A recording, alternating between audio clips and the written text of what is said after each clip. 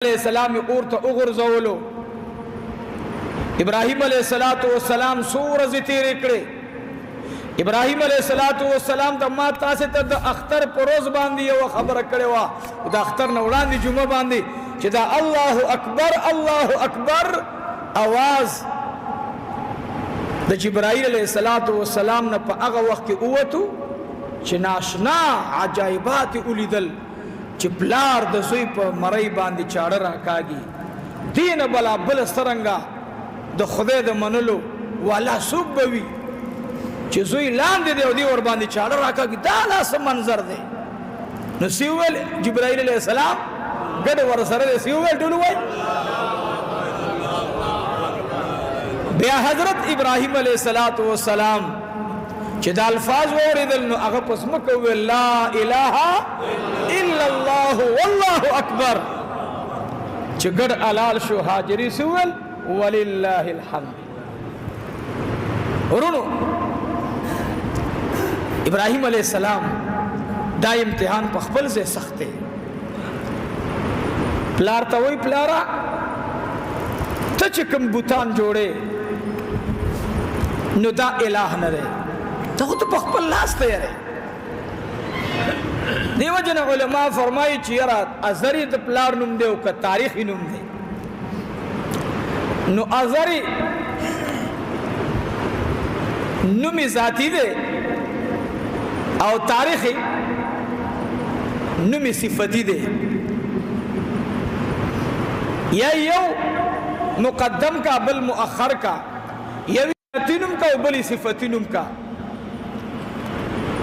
خود یو نم معنی دادا بود جوڑاون کے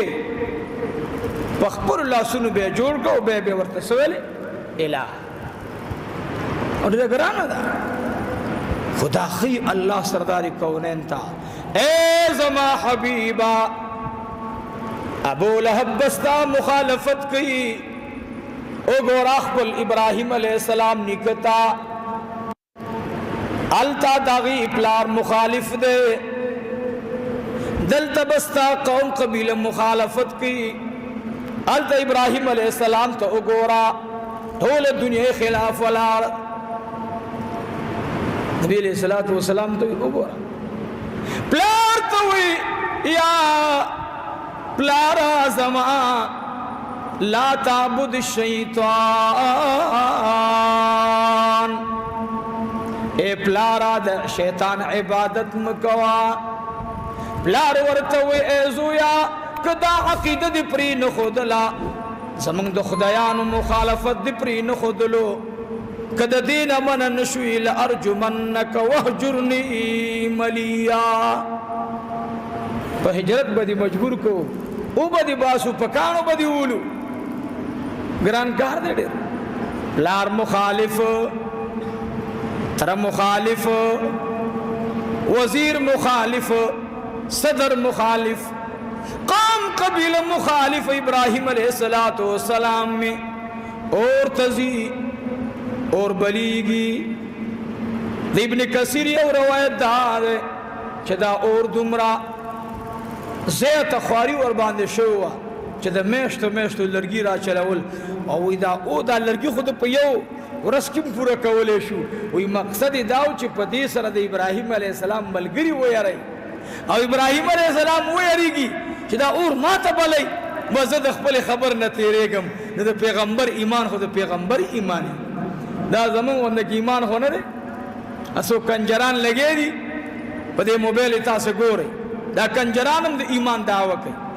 دا کنجری خزبم دا ایمان دعوی کئی سباب دامری بے بخلقوی خدا دعا وطوگی زوی خدا دی اوبخی خدا دی جہنم زے کی دا سی مردارانو چھ معاشرہ خرابائی دا سی گندن نسل دی اللہ تباہ و برباد کی ابراہیم علیہ السلام با دی اور کے ار حیوان خپل حرکت کرے تازی با اسے پولیس تازی معشومانو پا دی تو تکر کو باندے لندنے راہ کلی کد معشوم نا معشوم می کنا خب پا تو تکر کو بیدا سی گزار نہیں کرے کہ کرے دے دما خونشی یاد معشومان ما دانی دی کتلی کوتری خلق نیسی خو کوتری چا د ښکار په شکل باندې زما په علم کې خو نشته که د چاوینو والله اعلم، خو د ښکار په شکل باندې بلا چا په کوتره باندې لینده راښکلي نه وي ګورئ زما نه شي یاد او نه را د چا داسې ویلي دي. دې کوتره کې څه کمال دی، د یو کردار ادا کړو د جناب رسول الله صلی الله علیه وسلم په غار ثور کې دې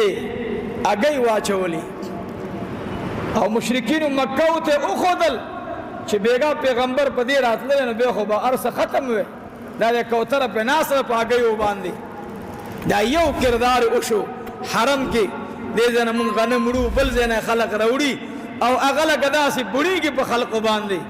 د یوې کوترې د کردار د وجه نه چې د پیغمبر صلی الله علیه وسلم سره د مینې اظهار کړی، ټول قدر کو کې نه کو.